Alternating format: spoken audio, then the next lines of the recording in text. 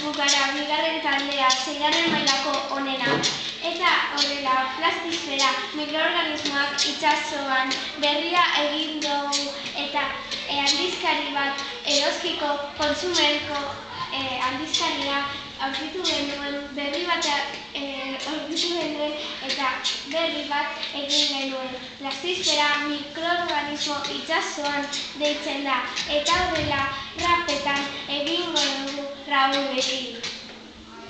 Mundu osoko ozeanoak zabortegi zabor ikusi daitezke ur gainean.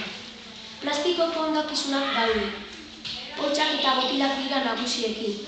Zabor horrek itsustu egiten du itsaseko sistemako paisaia. Hori dela eta kaltegarriak izan daitezke gizakientzat eta animalientzat. Geologikoek plastikoko hondakizunak aztertu zituzten Atlantikoko ozeanoak eta Pazifikoan. Eta gutxienez 1000 mikroorganismo mota aurkitu zituzten. Zientzialari jakiten nahi du arraina eta itsaso beste animalia plastikoren iritzi eta lagun egiten duteko.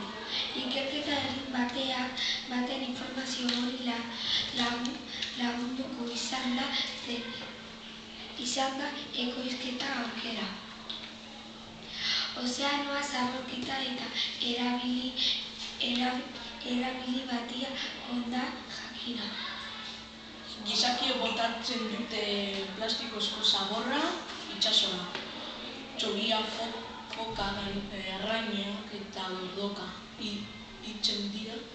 100.000 tona zabor itsasoan. Arazo hau mundu guztietan dago.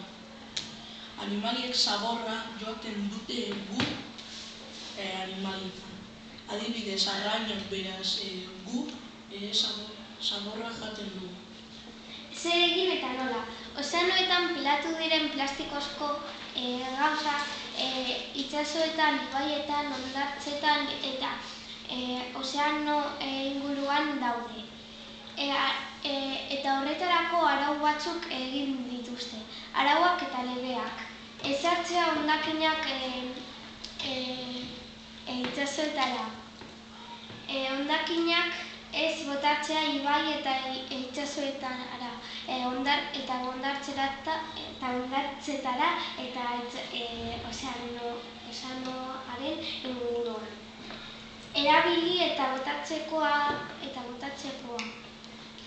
Ekologiaren 3 arauak egin dituzte. Lehenengo araua, hondakinak murriztu, produktuak ahalik eta gehienak berrerabili. Garaia baino lehen ez botatzeko eta hondakinak egoki birziklatu. Ikerketa zientifiko batez esan du itsasoan plastiko asko botatzen dituztela. Eta ikusten badugu pertsona bat botatzen plastiko bat esan eta zigor bat edukiko du. Eta hau izan da amaiera. Eskerrik asko entzuteagatik. Raúl García, Toni Ekibi, Naroi Barizaga eta nirekin. Eta horrela eskerrik asko entzuteagatik. Oh yeah!